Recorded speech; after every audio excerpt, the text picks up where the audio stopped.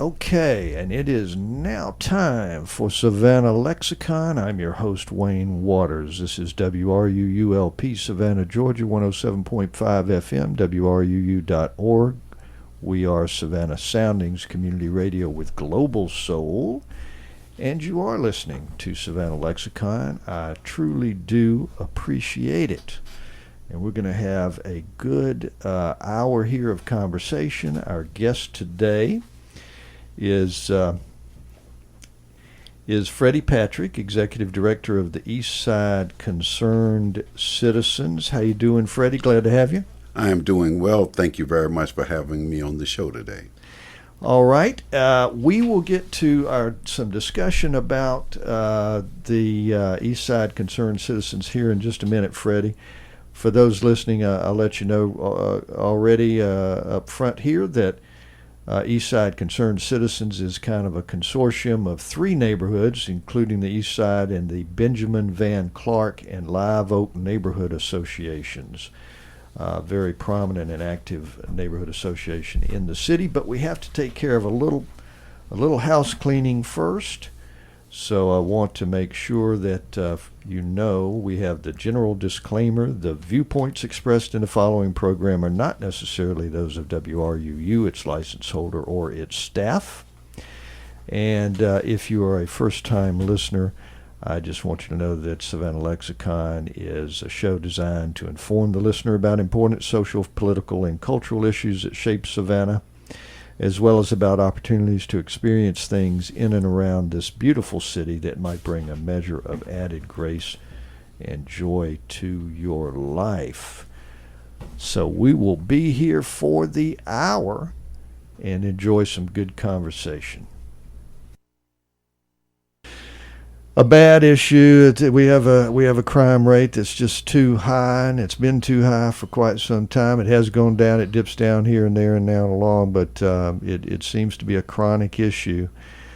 What do you guys in the East Side Association, the East Side Concerned Citizens, what can you do about it? What do you think about it? Are there any kinds of particular ways that you try to think about that or deal with it particularly? We many years ago, we sat back and we discussed this as a neighborhood and an alliance, and we listened to residents, and we actually have come up with sort of a unique concept that we work with that is called Park and Jot. And basically what we talk about is police officers oftentimes park their cars in certain areas and have to take down notes and jot down different reports and stuff like that. So what we did is we decided that what we can do is become the eyes and the ears for the police department. Many times people misconceive the fact that police officers are there at the scene when a crime goes on, right, and so they get that blame. But we both know that what happens is the police does not get involved with it until a crime has actually been committed. Yep. So with the Park and Jot, what we have is a very simple process where residents can come in, fill out a very small form. They don't have to put their name, their address, anything on it. All they do is they sit back and talk about suspected crime that they think is going on in a particular area. And what we do is we then send those to the police department and just ask them to park in these areas just to see if there are some problems. And so what that does is if there are problems in that particular area and people see police visibility, we hope that that will decrease or sort of reduce crime in that particular area. And if there is nothing, someone just sees something and they think it's going on, it still has high police visibility. And we found over the last 4 or 5 years that it's been extremely effective. Good. I'm glad to hear that. Let me take care of one more piece of business, and I'm going to come right back to that. But I do want to make sure everybody understands that you are listening to WRUULP, Savannah, Georgia, 107.5 FM, WRUU.org. We are Savannah Soundings Community Radio with Global Soul. Okay, so just parking the car and a police presence in that way has proven to be helpful? Yes, it has made a major impact in that. Because Okay. again, one of the concepts is, if you think about it, if you're driving down the highway and you are actually doing the speed limit, for instance, and you come up and you look ahead of you and there is the police blue light. Well, Right. you know that you're doing the speed limit, but Oh, sort of yeah. instinctively what you do is you put on the brakes. Oh, yeah. And so that same Absolutely. concept is that, if a police is parked in the area, if someone is doing something that is not correct, then they believe that that police officer is there to observe them. Right. And that can cover several different blocks. So it's that same type of psychological concept. And also it has visibility so that residents know that police officers are responding to their particular issues or their particular complaints. Okay. Okay. All right. Good. Good. Well, I'm glad to hear that has been effective. That's good, and that was a good idea to try and do that thing. Yeah, the crime issue, of course, when we do these neighborhood association shows, it's great. I think it's very informative. Unfortunately, it's not something where we can get into everything in sufficient detail by any means. There are these major issues that are major problems that we're certainly not going to solve here today in this 45 minutes or an hour. But crime is certainly, I think everybody so far with the neighborhood associations I've talked with, that's what everybody's number one is, and that's not surprising. I mean, that is the thing that is most dangerous and most, and prevalent, unfortunately, out there, and kind of the most impactful thing issue you can deal with, really. And I'm going to ask you what may be a personal question. If you don't want to answer, that's perfectly fine. Have you yourself ever been a victim of crime, or? Oh, yes, I have. Probably several months back. Oh, wow. Someone actually broke into my automobile, broke the glass, and yeah, went it's a in. lot of that. Fortunately, I didn't have anything of value in my particular car because, again, the police department comes to our neighborhood meetings and they sort of warn you about that. But it was just the headache and the hassle of going out. That window is broken. Yep, sure. So, yeah, and there was a string of that going on in the neighborhood. There's been a string of that in several neighborhoods. That's a bad issue here lately. I guess if you want to put it this way, if you want to think about it this way, I mean, it's not as bad as an armed robbery. It's not as bad as when somebody is physically, threatening somebody. Any crime of property is certainly less than a crime against a human being physically, but nevertheless, it's still certainly a bad problem. All right. What other kinds of issues are most prominent on you guys' minds that you guys are aware of and you talk about in your meetings? And by the way, you did say, if I'll backtrack here a second, you did say that the police department does come sometimes to your meetings. Is that correct? That is correct. Okay. We have a really good partnership with the Savannah Police Department, That's Savannah good. Metro. So we have a good relationship, and they do attend our monthly meetings. That's good. That's good. Let's go ahead while I'm thinking about it, and tell us the internet address for the website for the organization here. Is that? Yes, I think it is eccicommunity.org. Okay. And our email address is eastsideconcern@hotmail.com. Okay. And you can reach us by calling 912-844-1278. Okay. And our office is located at 909 East Bolton Street, which is located within the WW Law Community Center. Okay. Good. Is this a nonprofit? Or? Yes, we are a 501c3 tax-exempt Okay. nonprofit organization. And I think at one point you had some funding, a little bit of funding maybe from the city, but you've lost that. Is that correct? That's over and done with? Yes. What we do is, when you talked about the different things that we do in the community, we have one major issue, and that is the reduction of poverty in the area. And as we talk to people about poverty, one of the things that come up when they talk about how to reduce it is to have a career where they can make wages that can support a family. And we have a certified nursing assistance program which is an entry-level program into the medical field, which has been successful. We've been receiving some funding for the city, but over the last couple of years, we were not able to get that. Fortunately for us, the United Way has been very supportive of what we're doing. They've seen the outcomes and the results, so we still continue to get funding from them.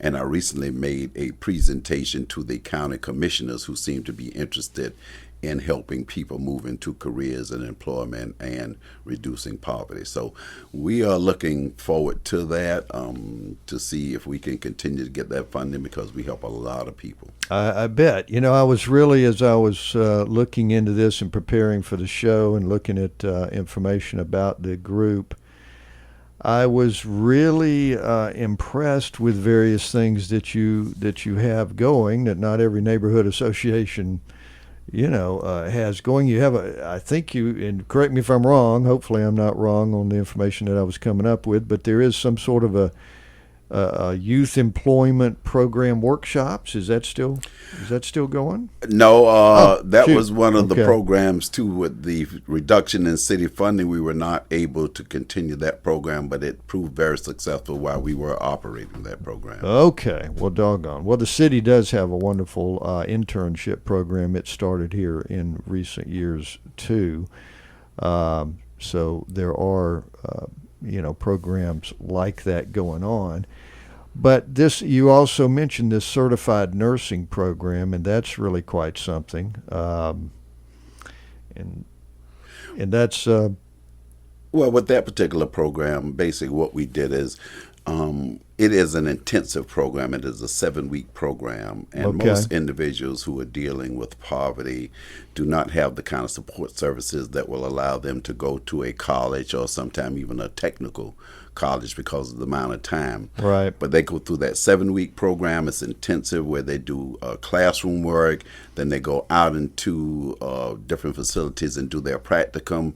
After the 7-week program, it qualifies them to take the state certification examination, which is the same one that they would take if they went to a college or technical training. Once they complete that, then they become certified nursing assistants and enter the medical field, which gives them the opportunity to move up as much as they want to advance. Yeah, that's excellent. I'm glad to hear that. That's got to be quite helpful. Yeah, the medical field, that is such a great field to get into. As you say, it's like anything else. Often one has to start at a certain level, but getting that training, that skill, is no doubt very valuable. And as you say, once you get into the field, hey, you can move in and up to all sorts of opportunities. And there's always, it seems to me, from the sense that I just kind of get in the air and noticing classified ads sometimes, is that there's always job openings in the medical field. Exactly, and especially with the CNAs, because now most medical facilities, that entry level, it used to be orderlies, if you remember way back when. Right. But now you have to be certified, and so we found out that about 90% of our participants, get job offers even before they complete the training, because they go into these facilities. That's good. They see that they're going to get that certification, and so they will hire them pretty much right out of their training course. You can't beat that. If you can actually get, if people are after you to give you a job even before you finish the training, that's something good going on there. Good deal. Let's switch gears just a little bit here and find out a little bit about Freddie Patrick. You're a native, is that right? Native Savannah, born and raised here. Have been a part of this community for years and years and years. Actually live in the home right next to where I grew up. Wow. I've been here for quite some time, and I've always been pretty much involved with community activities. Have served in the capacity as board president for about 10 years, and now presently serve as the executive director for not only the neighborhood association, but again for the Eastside Neighborhood Alliance. So I'm really invested in our community, in the neighborhood, and working with some very great people to make things better for everyone. Great. Absolutely. Absolutely wonderful.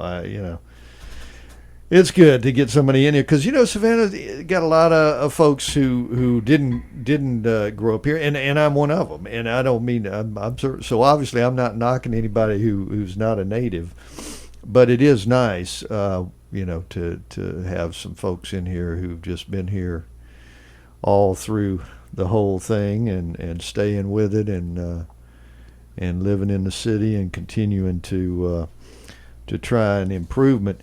To improve it, and hey, any and every city can stand some improvement and make some certain things better than others. What else is on your mind? Obviously, I'm assuming as a neighborhood association,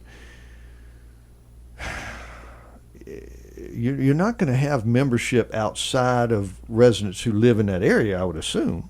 Is that generally true? No, not really. Yeah. We are unique because, again, what happens is we incorporate, when we talk about our membership, we incorporate the businesses, we incorporate the churches, and of course what you have is a lot of the parishioners of the different churches don't actually live in the neighborhood. I see. Okay. But because you're part of the church, then, Right. We accept you in there. So, Right. again, we just opened this up to anybody who is concerned about our neighborhood. But I do want to mention, Wayne, while we're at that, when you talked about what are the things we're concerned about, Yeah, one absolutely. of the big issues right now that we are dealing with is the Waters Avenue restoration project. I'm quite sure that you're aware of the fact that this project has been back and forth. It started off with that they were going to put a precinct in that particular area. That did not work out. They did do some of the streetscapes in that area, and right now we understand that it's sort of laying dormant. And one of the things we want to do is really get the city behind continuing this project. As we understand, there is a shortfall of funding in that. There is about $1 million still left in that particular plan that we're hoping the city will work with us on. And we have some residents who are doing some sort of legwork on trying to work with people to look at the Waters Avenue corridor, see the viability in the future for some businesses to be in that area. So we are trying to do some things to market this, but we are just hoping that we can have a little bit better communication with the city officials on that, because one of the things that we're concerned about is the lack of communication between the city and residents on how this particular project is proceeding. And so we've talked with them, our aldermen, and we hope that we can have some better lines of communication. But we definitely want that project to continue. It's been ongoing now almost 10 years, and we'd like to see some things done about that. So that's really one of the things that's on our plate. Yeah. Going on for 10 years. Yes. Wow. Okay. That's too long for this to be going on. Way long. We spent about 3 or 4 years probably meeting every week to sit back and get resident input about what we wanted on that particular corridor, how we can go about doing that, and we were real enthused about that particular process. Yeah. And then all of a sudden, things were turned upside down. They weren't doing the things that they say they were going to do because of so many different issues. Now we had this funding shortfall that we are looking at, and again, they talking about the cost overrun. Well, one of the things that we're dealing with that is if we are $500,000 short of our goal of getting this project continued, well, as time go by, inflation is going to increase that $500. So when do you catch that back up? So we're hoping the city can talk to us about what can we do with the $1 million that we have to begin to work on restoring that Waters Avenue corridor and moving it forward as a good, viable business corridor. So part of that you're saying is a kind of a streetscape. Are we talking about sidewalk, enhancing the sidewalks, making that more walkable and safe, as well as just creating more viable business environment, I guess. Exactly. And, they've done some work between 37th Street and Anderson Street. They've done some streetscape that looks really, really good. But again, getting businesses in the area and the restoration of the area is what we are looking at, and putting some different businesses in there that would be conducive to residents, walk-in businesses, those kinds of things. And is there any kind of, because this is an issue by a lot of people in certain communities, is there, I'm trying to think, is there a grocery store or something that's anywhere close? There is no grocery store that's really close on that particular corridor area. We do have a Kroger, and then we have the McAlpin Square. But as far as residents living in the area, there is no place where you can sort of walk up and get you some grocery or get some fresh vegetables, those kinds of things. We talked about a pharmacy in the particular area, which would be very conducive in helping residents when it comes to those kinds of things. So it's great opportunity. I just think that we have to market more. We have to do some more things to entice businesses to move into the particular area. But it is a ongoing project that we hope that we have some closure on real soon. Okay. Well, I hope so too. The city, unfortunately, the city's got some big plans, and I know recently there was a headline about not sufficient money to do all of the plans that they've got. I guess that you and some others in the community were perhaps voicing your opinions for this Savannah Forward big kind of comprehensive plan moving forward. What do you think about that plan in general? Of course, it's not fully fleshed out yet or whatever, but do you think that some of what they're doing there is kind of going in the right direction? Or I think the project has some great potential, but as I mentioned to you earlier, I think what's going to make that project successful is if there is true communication and partnership between city and residents. There are a lot of things that residents can do as far as giving input and helping to market certain kinds of ideas and concepts that I think the city need to use.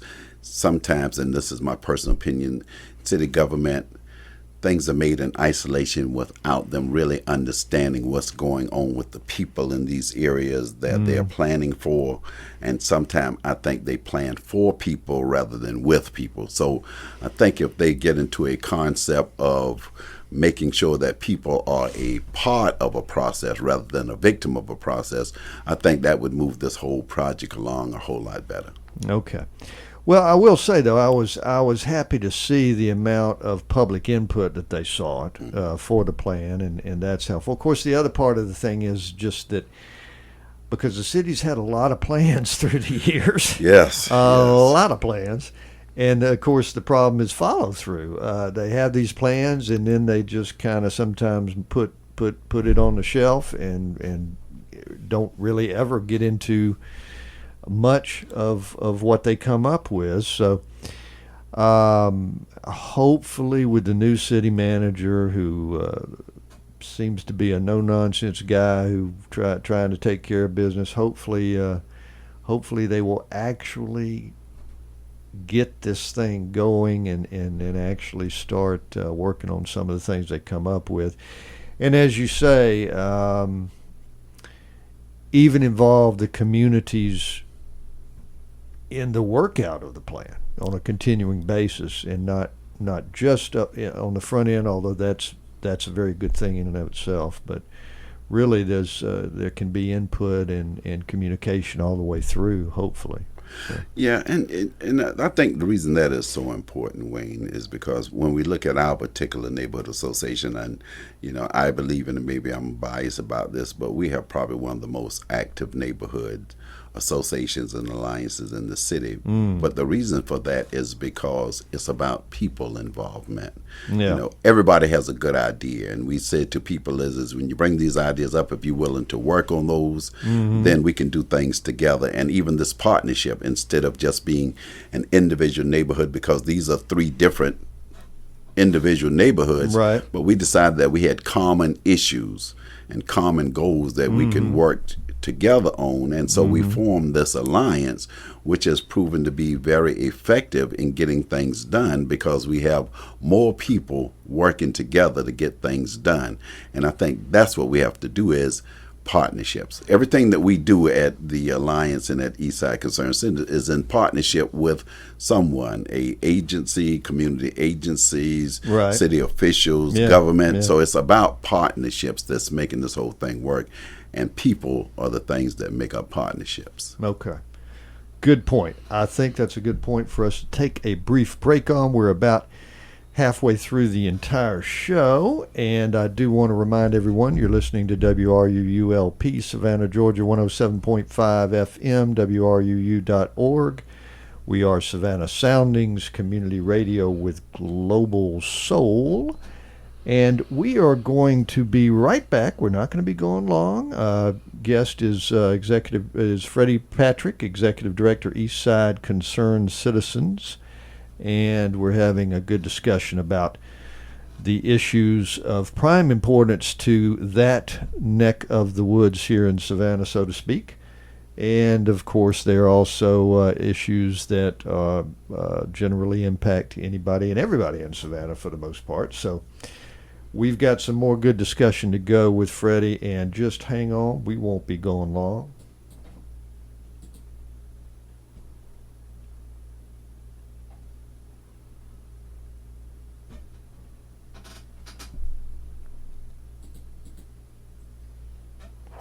We won't be gone long at all, but we are going to break away here momentarily.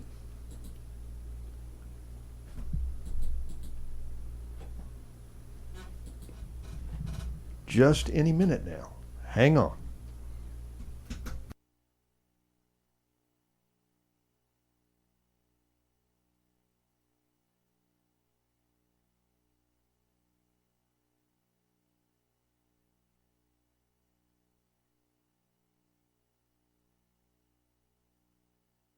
From the tennis courts at Forsyth Park, our menu and special events listings can be found at sentientbean.com.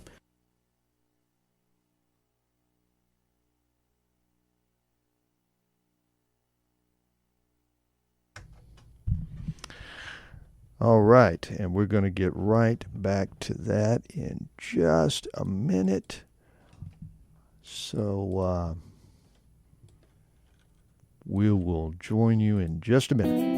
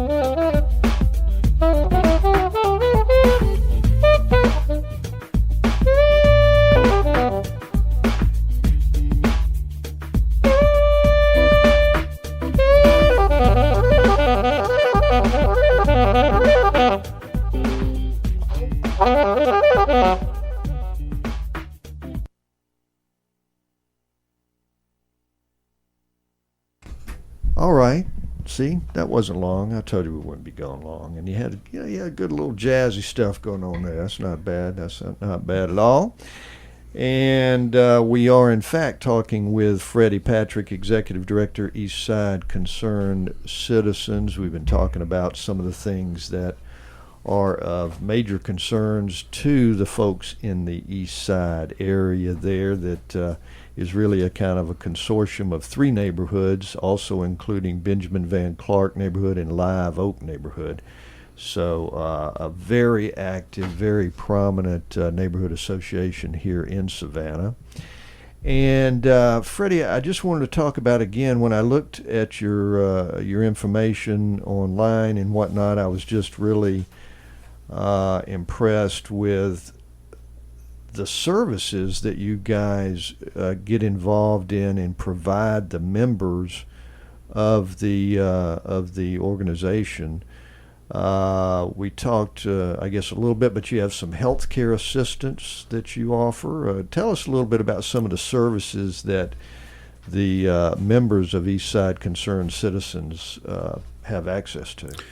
One of the programs we have on a monthly basis is what we call our Community Resource Day. And what we do is we invite a variety of different community agencies to come in and to speak with the membership about their particular program and services. Excellent. And what makes that important is because, again, members have the opportunity to talk with a representative from those agencies to find out about what the requirements, the criteria is. So they get all that information ahead of time from someone who knows about the agencies and can do referrals and things like that for them. Excellent. And in partnership with the Second Harvest Food Bank, at the end of that presentation, what we do is we issue brown bags to our senior population.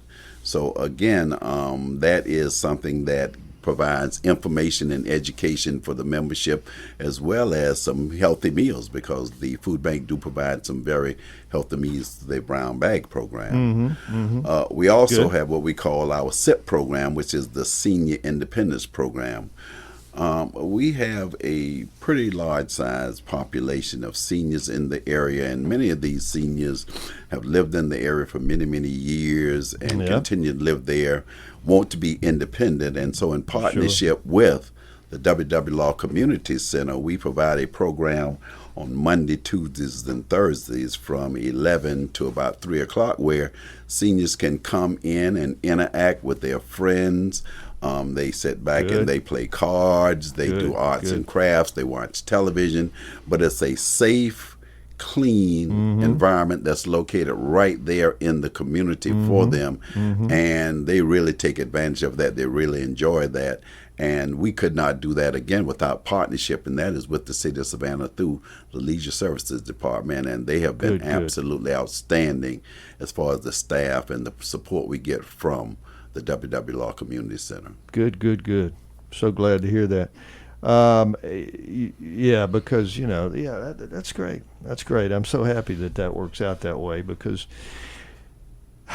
it's tough sometimes. There's so much help out there really available through the city or county or nonprofit organizations of various kinds and all this, but a lot of times it's daunting. It's difficult for some citizens, some residents in the city, wherever they happen to live, to know how to get to the people, know how to, who do I call, how do I do it, what do you do? And you do something like what you guys are doing with assistance from the city, where they come to y'all right there in the heart of the neighborhood. Exactly. And like you said before, there are so many services that people can avail themselves of. But again, you have to think about transportation. Do I know about these services? But by bringing these services directly to the people in the community, people would tend to take advantage of those kind of services a whole lot more. Absolutely. And get information that they need. Sometimes you go to a particular service and you get there and they say, well, listen, you need this, and this piece of information. You don't have that, so you got to leave and come back. But if you got somebody from that agency says, listen, when you come in, these are the kinds of things that you need to bring in, ask to speak to so-and-so. Now you have a better sense of what you're doing. You've sort of avoided some of the red tape with that, the frustration. So again, that's what we try to do in most cases, is bring all the services to the community center so people can avail those services in a place where it is comfortable, accessible, and user friendly. Excellent. Now, you also, I think, you get into a little bit sometimes with adult literacy, GED type stuff. Is that right? Yes. Early on, what we used to do is we actually had a program where we provided the GED services, the testing and everything right there at the center, and then we made referrals to GED programs where people could take their tests. What we do have now is a system where people can come in, get on the computer, and actually go over the GED program, sort of as a self-paced type scenario, freshen up their knowledge and skills. So we do still provide that kind of service. Okay. And again, you've got this excellent certified nursing training program, which I still think is a really, really good program that you guys do, certified nursing assistant program. And, on that, too, is we have that program. We are trying to, again, if we receive funding, we're trying to add the next stage to that, which is the patient care technician, which is the next step in that line of career advancement. So we're hoping that people that successfully complete the CNA program, they're motivated, and we can sit back and actually provide them with the training for that, which is a little bit more intensive. But again, when we're talking about career advancement, income, those kinds of things, the more you move up that ladder in the medical field, the more money you make, and then a lot of these things come with benefits and stuff. So it's helpful to the family, those benefits, self-esteem. And one of the things that we pitch to all our funding agencies is, agencies like, what do we get for our investment? We're giving you this funding, but, we ask for $15,000, $20,000, where if we found out that on the very low end, around $8.50, $9 an hour, that if one participant goes through the program and become full-time employed, they normally make between $18,000 and $20,000 a year. So a agency that provide us with funding of $15,000 to $20,000, the very first participant who get a job, that money is returned back into the community. Right. And so when you start thinking about 8 or 9 people exponentially, that is the return on that investment. It is about getting something and helping people, but also that investment goes back into the community because they spend that money right here in the community. Sure. Absolutely. And of course, and that's not, the purely financial aspect of it is certainly important, but also there are just such intangible benefits beyond that too that are just priceless. So we have a lot of participants come in the program and talk about how their kids see them studying, going to school, and that becomes an incentive for their kids to do some things. So there are a lot of intangible things that happen with this program that you can't see, but are very positive for the people that participate. Absolutely. Okay, we're about to get to the final segment, Patrick, but so I do want to give you sort of one last shot. First off, I do want to ask you one more time in terms of the website, and it's the WW Law Center too. So just give us the basics on that. Right. Our email address is eastsideconcern@hotmail.com. Our contact number is 912-844-1278.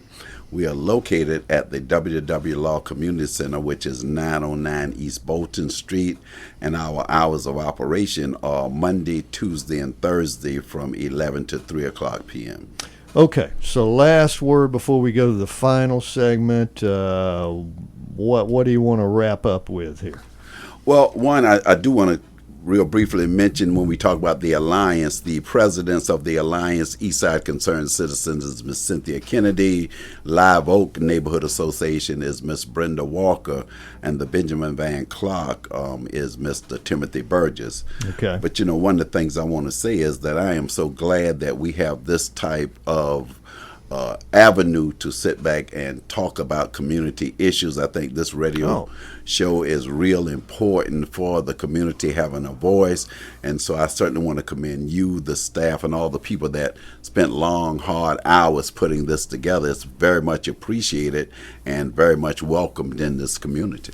Well, I appreciate that, Freddie. That's very nice. Yeah. Well, again, I feel a little funny when people say something about the station, but just in the sense that I'm such a newcomer to it. I've only been here about 6 months on this thing, and it's really the crew that's been here for a couple of years who've really done it. But yeah, the station is really designed to be a very, very community-based kind of a thing, and this show and other shows as well here on the station, we do try and bring folks in who know about the city and give a voice to certain populations and residents in the city who might not otherwise get it. So we sure appreciate that. That's very kind of you to say. I certainly appreciate you coming in today. And it sounds like what you're doing in the organization there, the Eastside Concerned Citizens, is certainly a salutary, positive influence here in the city. So that's great. All right, listen, we're going to go into our final segment. So again, if y'all will forgive me, just another very brief break here, and we will be right back. We won't be gone long.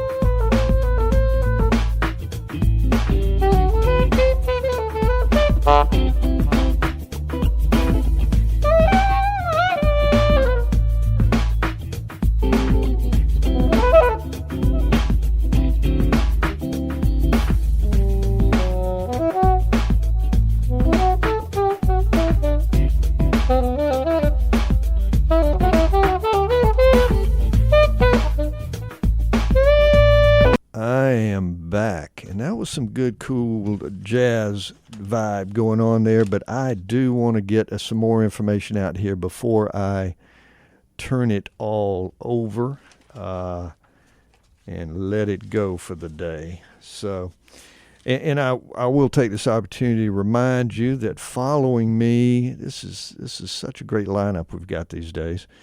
Following me at 9 o'clock is Background Briefing, Ian Masters' syndicated show, a BBC-trained investigative journalist who does some very, very good stuff. Needless to say, these days, a lot of it has to do with our president and other issues as well. Followed at 10 o'clock by Democracy Now! With Amy Goodman. So you've got some excellent programming to finish out most of the morning here. And then, of course, we've got all sorts of good music stuff going on, too.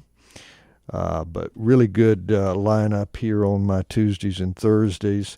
I'll also let you know while I'm thinking about it, it's not going to be today, but on Tuesdays, of course, I do have Savannah Lexicon on Tuesday as well. On Tuesdays at 11 o'clock is a hosted show called The Square, really a good show that has to do with urban planning and that sort of thing with Nick Palumbo and produced by John Bennett. That's a very good show that comes on at 11 o'clock on Tuesdays, and I'll try and remember to also highlight that next Tuesday myself. Just as a reminder, next week's shows on Tuesday is going to be Clinton Edminster from the Starland District and Jason Combs from the Thomas Square Historic District. So another neighborhood organization show, and they're going to talk about some of the issues of prime importance to them in that area, and of course, obviously, get into issues that are of concern and importance to anyone and everyone in the city, for that matter. Next Thursday is Tom Kohler with Savannah Citizen Advocacy. He's going to come in and talk about what he does in his organization. Moving forward, on the 4th of July, yes, I'm going to be here. That's how dedicated I am to WRUU and this radio station is I'm going to be here on the 4th of July, and we're going to have, this is going to be really great. I'm looking forward to this, too. I'm going to have a discussion with Dr. Christopher Hendricks, who is the interim head of the Department of History at Armstrong State University, and we're going to talk about the Declaration of Independence and the social and political and cultural issues that were alive at that time, and how this grand nation came to be and came to declare itself as independent. So that's going to be a very interesting and obviously very timely conversation for July 4th. And then on that Thursday, July 6th, I'm going to have District 3 Alderman John Hall is going to be here with us, and we're going to talk about issues regarding District 3 as a whole and Savannah as a whole as well. We try and get as many aldermen as we can in here from time to time, and we've had several already, including Mayor Pro Tem and Alderwoman at Large, Carol Bell, and Bill Durrance here from this district here. So we get aldermen in here when we can to talk about what's going on in their districts. So some very good shows coming up as well. I also like to let everybody know of various activities going on in the city too. So again, this being Thursday and at 2 p.m. Council Chambers, second floor, City Hall. There's going to be a briefing by the city manager, usually at 10 a.m., second floor of the media room for the media. Want more information, 912-651-6410. But there is a city council meeting today at City Hall, of course. Also today is a fundraiser for Savannah JCs, a very worthwhile organization, worthwhile event. It's a mix and mingle from 5:30 to 7 p.m. at Savannah Cocktail Company, 10 Whitaker Street. And it is prior to the July 20th charity date night auction. So that's coming up. And the event here is free. This Mix and Mingle is free. You can get information at savannahjcs@gmail.com is the email address, and then they have a Facebook page. Also, there's an open house at several Savannah fire stations, so drop in and meet and talk with some firefighters. They certainly do a dangerous job, and one that's very important, obviously, in the community. They put their life on the line for us when necessary. 6 to 8 p.m. at Station 6, 3000 Liberty Parkway. Also Station 7, 6902 Sally Mood Drive, and Station 9 at 2235 Capitol Street.